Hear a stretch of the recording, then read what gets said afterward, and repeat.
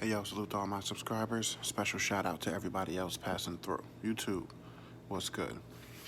Alright, so I came through to do a quick music review on the Styles P Dave East album. Now, I'm not a fan of Dave East's music. Um, his content is just not for me. I still listen to a lot of old school hip hop. But the reason why this album made it to my radar is because anybody who is into hip hop and who came up in the era that I came up in, from the '80s till now. If you're hardcore into hip hop, you're an LOX fan. You fuck with D Block, and I've always been a fan of Styles P and Jadakiss. Those two, I fuck with Sheek, but those two, more so than Sheek. Out of the whole group, Jada and Styles P are definitely, the two that I fuck with the most.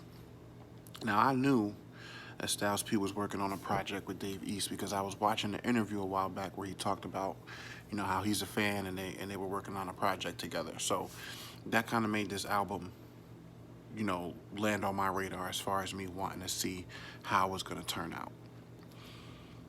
Now, if I'm going to rate this album overall out of 10, I think I'm only able to give it realistically like a 4. And the reason I'm gonna say why is not because, I don't look for Dave East's music. You know what I'm saying? Like I said, he's not really, you know, he does give me that old school hip hop feel, and I think that's part of the reason why Styles said he is a fan of his music. But if I hear a Dave East song, if I hear him, on a song, I like his flow. You know what I'm saying? I like the vibe and the feel.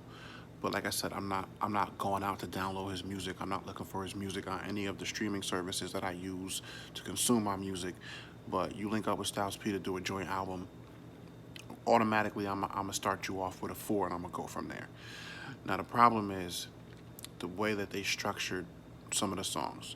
Like I feel like with a good album, how you started off is gonna set the tone for that whole album. And the first song I hear is Styles P and Dave East doing that 1-2 that we know Styles P and Jadakiss for doing. And you can't duplicate that. You can't. It's a few people in rap that has that back and forth ability to do that.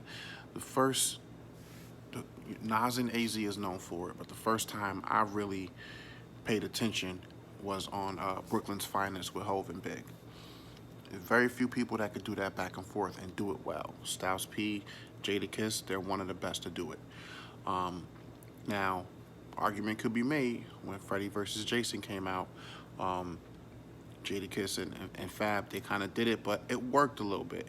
It worked because I, there's really no flow like Jada's, and I also like Fab's flow. I also rock with it. So it kind of worked a little. But you hear Styles P doing a back and forth with anybody that's not Jada. You hear Jada doing a back and forth with anybody who's not Styles. I don't. If that's what you're gonna do, I'd rather hear it from who we're used to hearing it from. So that kind of set a bad tone for the album for me. Now the songs were not bad songs. You know what I'm saying? A lot of the songs, I listened to the whole album start to finish. I didn't skip any tracks. The best song on the album, hands down, obviously is going to be the collab between Dave East and then Styles P, Jada, and Sheek. That was the best decision they could have made because, you got to have LOX on a. You have to. If you're doing a joint album that's not a LOX album, not a D Block album, you got to have at least one track where you bring Kiss and Luch if you're Styles P doing it, or if you're Jada, you gotta bring Styles and Luch, or if you're Luch, you gotta bring Jada and Styles. You just have to because it's expected. So that, hands down, I'm gonna give it the best song on the album. I don't know what is being named as the single, if there even is one, because it's kind of hard to break down albums nowadays because the whole vibe is different. How you would pick out a single before and what you would look for in a single, it's kind of different since hip hop has transitioned the way that it has in the past 10 years.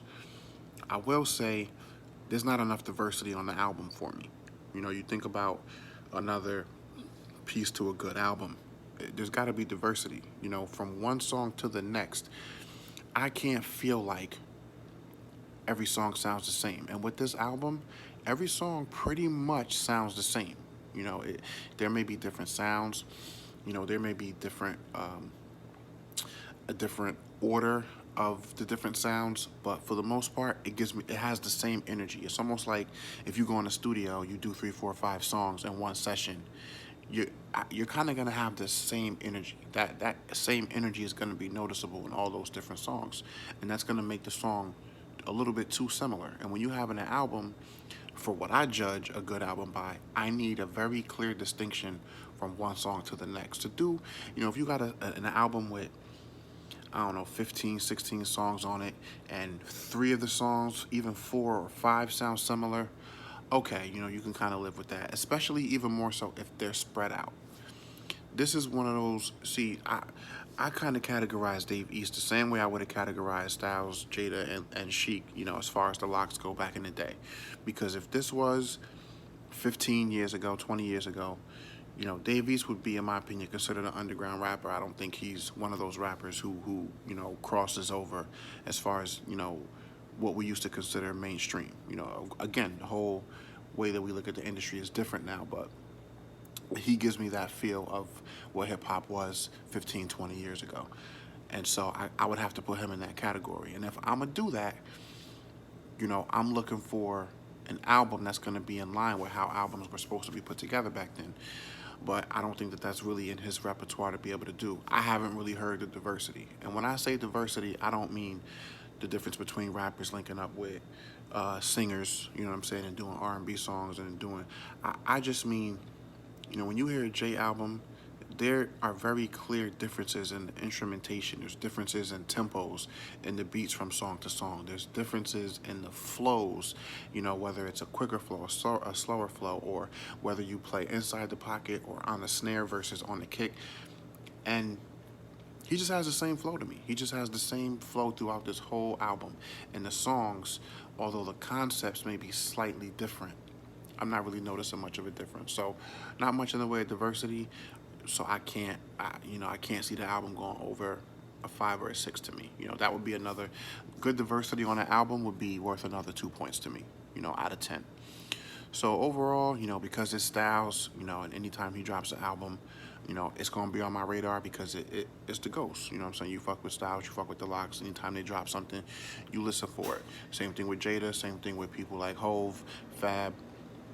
But this album overall, you know, I respect the fact that, you know, a lot of our veteran rappers are giving these newer school rappers, these up-and-coming rappers now, you know, this current generation of hip-hop artists, you know, they're giving them that